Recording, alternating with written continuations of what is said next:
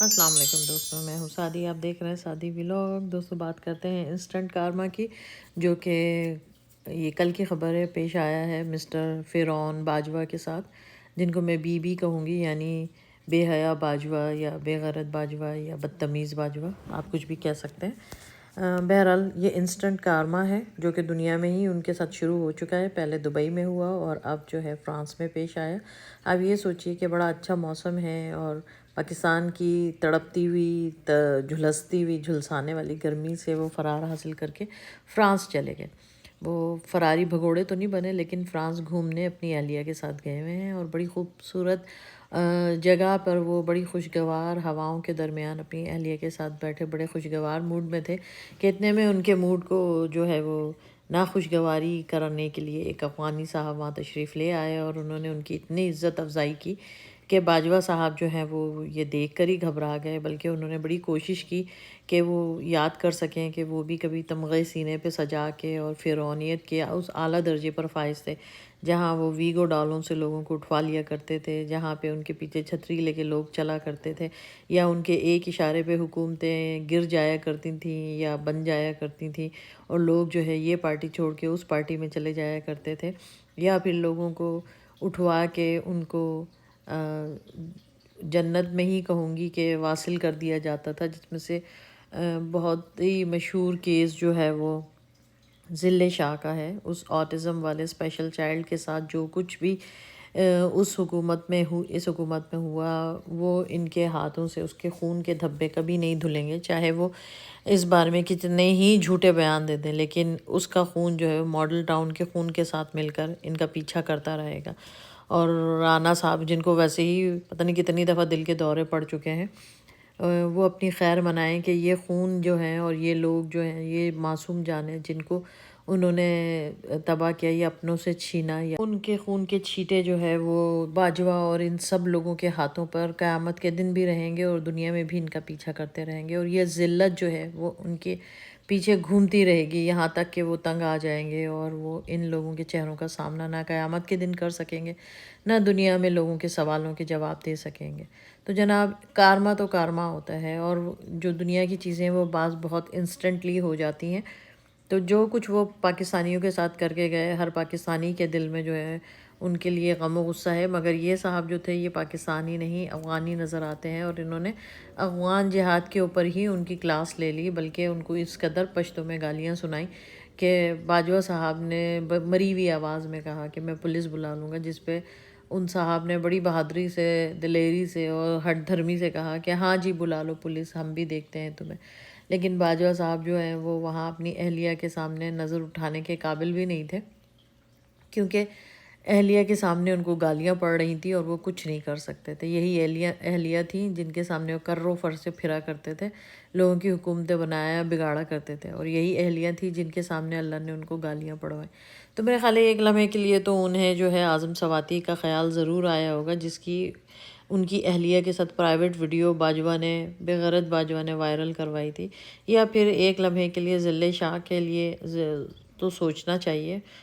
یا شاید ان لوگوں کی آنکھوں پہ، دلوں پہ مہر لگ چکی ہے، اور یہ سمن بکمن امیون فہم لا یرجعون کے اس پہ عمل کے لوگوں میں سے ہیں، جن کے آنکھوں پہ، جن کے بارے میں اللہ نے قرآن پاک میں فرمایا کہ ان کی آنکھوں پہ، دلوں پہ مہر لگ چکی ہے، اور یہ لوگ نہ کچھ سوچ سکتے ہیں اور نہ سمجھ سکتے ہیں اور نہ سچ اور حق کو دیکھ سکتے ہیں۔ تو بالکل ایسا ہی ہے کہ ان کے دلوں پہ بھی مہریں لگ چکی ہیں، بلکہ باجوہ ہی کیا، اب بھی جو پاکستانی گورنمنٹ ہے اور جس طریقے سے وہ لوگوں کو مار رہی ہے، جس طریقے سے اٹھوا رہی ہے، عمران ریاض خان جو ہیں وہ 21 دن کے باوجود ان کا کچھ پتہ نہیں لگ سکا، بلکہ ابھی میں نے ان کے بارے میں خبر سنی کہ ایک پولیس سرچ آپریشن کی تیاری کر رہی ہے۔ اب کوئی پولیس سے پوچھے کہ وہ اپنے ہی خلاف سرچ آپریشن کی تیاری کیوں کر رہی ہے، آخر اس کو تو اچھے طریقے سے پتہ ہے کہ عمران ریاض خان کہاں ہے، لیکن یہ بھی ہمارے ملک میں ایک 25 کروڑ عوام کے ساتھ مذاق ہے۔ مذاق کی بھی ایک حد ہوتی ہے، جو کچھ ہمارے ملک میں چل رہا ہے وہ کسی مذاق سے کم نہیں، کہ لوگ آتے ہیں، ان کو جیلوں سے لایا جاتا ہے اور پھر ان سے کہلوایا جاتا ہے کہ وہ پی ٹی آئی چھوڑ رہے ہیں اور وہ فوج کی بہت عزت کرتے ہیں، اور 9 مئی کے واقعات کی مذمت کرتے ہیں۔ تو جناب ہر بری چیز کی مذمت تو ہر شخص کرتا ہے، لیکن جس طرح ڈنڈے کے زور سے یہ مذمت اور کے الفاظ کہلوائے جا رہے ہیں، اس کے بعد ان کو پاک و صاف قرار دے کے زمزم سے نہلوا کے ان کو دوسری پارٹیوں میں بھیجا جا رہا ہے، تو یہ بڑی اچنبھے کی بات ہے۔ لوگ یہ سمجھتے ہیں کہ شاید پاکستانی قوم جو ہے وہ اس قدر بے وقوف ہے کہ نہ وہ کچھ سوچ سکتی ہے، وہ بالکل بھیڑ بکری ہے کہ ڈنڈا لگا کے جدھر جی چاہے ہانک دو۔ تو کیا واقعی ہم لوگ جو ہیں وہ اندھے اور بہرے اور سوچ و سمجھ سے، عقل و شعور سے عاری ہو چکے ہیں کہ ہم یہ دیکھ رہے ہیں کہ ایک آدمی آ کے پریس کانفرنس کرتا ہے، جج بھی کہہ رہے ہیں کہ بھائی اپنی جان چھڑاؤ، پریس کانفرنس کرو اور نکلو، لیکن اس کے بعد وہ ایک شخص عمران خان کو تنہا کرنے کے لیے اس کی پریس کانفرنس کرواتے ہیں۔ اس کے بعد 9 مئی تو جیسے دھل جاتا ہے، جیسے وہ اپنی ماں کے پیٹ سے دوبارہ پیدا ہو گئے، کہ بالکل پاک و صاف شفاف آدمی جس نے کبھی جلاؤ گھراؤ تو کیا، اس کے بارے میں کبھی اس نے سوچا بھی نہیں ہوگا کہ وہ کبھی کچھ کر بھی سکتا ہے۔ جبکہ یاسمین راشد جیسی ڈائی ہارٹ جو خاتون ہیں، انہوں نے ان کے منہ کے اوپر، یہی لوگ جو لیڈر بن کے ہمیں دھوکہ دے رہے تھے پی ٹی آئی کے، ان کے منہ پہ زبردست تھپڑ مارا کہ بھائی عورتوں کی طرح چوڑیاں پہن لو، اگر تم 2 دن جیل برداشت نہیں کر سکے تو پھر کس لیے قوم کا پیسہ کھانے کے لیے لیڈر کا چہرہ یا خول چڑھا کر عمران خان کے ساتھ اور لوگوں کو بھی بیوقوف بنا رہے تھے۔ اس آدمی کو ہی دیکھ لو کہ وہ ابھی تک کھڑا ہے، اس کے ساتھ کھڑی ہونے والی عورتوں کو ہی دیکھ لو کہ وہ ہر ظلم و ستم کے باوجود بھی کھڑی ہوئی ہیں اب تک۔ تو پھر آپ لوگ کیا یہ رونا لے کر آ جاتے ہو کہ ہم سے پریس کانفرنس کروا لیں؟ اور جو پریس کانفرنس کرنے والے ہیں، یا تو وہ بہت زیادہ جاہل ہیں یا وہ بالکل ہی بیچارے معصوم ہیں کہ وہ سمجھتے ہیں کہ عوام تو اندھے بہرے ہیں، انہیں تو کچھ پتہ ہی نہیں، جو بھی دل چاہے ان سے کروا لو، عوام نے کل پھر بھول جانا ہے، پھر وہی اپنی، کیونکہ ان کو تو 2 روٹی کمانے کی فکر ہے اصل میں، تو ان کو کیا پڑا کہ کون پریس کانفرنس کرا۔ لیکن یہ بیسکلی عوام کی سوچ نہیں، عوام کا مستقبل ہے جس کے بارے میں عوام کو سوچنا بہت ضروری ہے۔ عوام کے اندر اتنا شعور ہونا چاہیے کہ وہ اپنے لیے اچھی اور بری چیز پسند کر سکے، وہ اپنے لیڈر کے بارے میں، لیڈر کو اپنے لیے چوز کر سکے۔ کیا عوام کا یہ حق نہیں؟ کیا عوام کا یہ حق نہیں ہے کہ وہ سوچ سکے؟ کیا صرف ان کو حق دیا گیا ہے کہ آج وہ آلو گوشت پکا لیں تو کل وہ دال پکا لیں، یا پرسوں وہ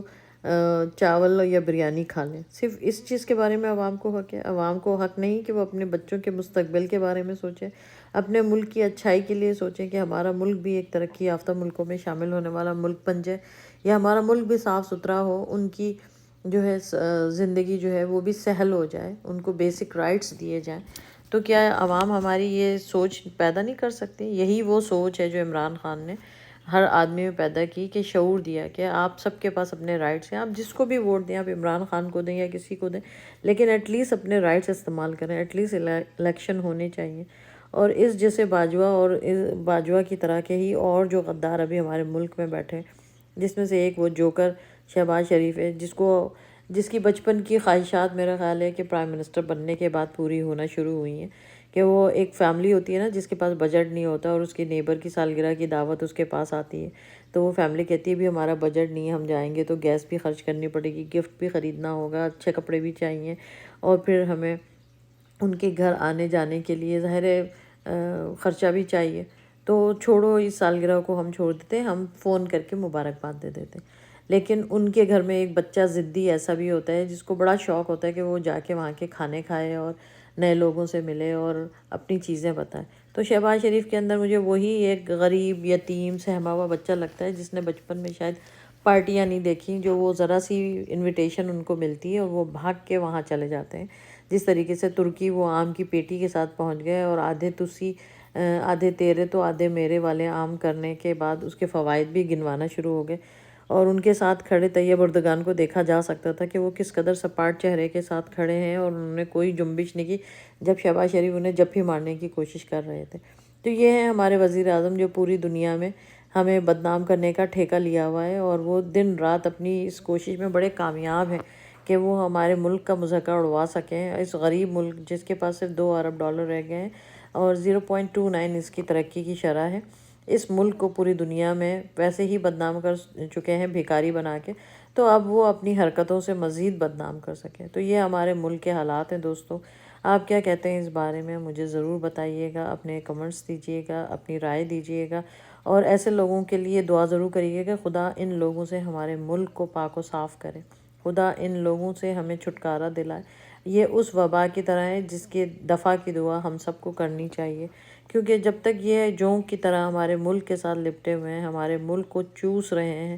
ہمارا ملک جو ہے کبھی اپنے پیروں پر کھڑا نہیں ہو سکتا۔ یہ باجوہ اور اس جیسے جتنے ہی جاہل لوگ جو صرف اپنی زندگی کو بہتر بنانے کے لیے اس ملک میں کام کرنے آئے ہیں، خدا ان لوگوں سے ہمارے ملک کو نجات دے، ہمارے ملک کو اچھے لیڈر دے۔ اپنا بہت خیال رکھیے۔ کامنٹس میں ضرور بتائیے آپ کی کیا رائے ہے، اور دعاؤں میں اپنے ملک کے ساتھ مجھے بھی یاد رکھیے۔ انشاءاللہ پھر ملیں گے کسی نئے ٹاپک کے ساتھ، نئی چیزوں کے ساتھ، اور خدا ہمارے ملک کی حفاظت کرے۔ اپنا خیال رکھیے۔ اللہ حافظ۔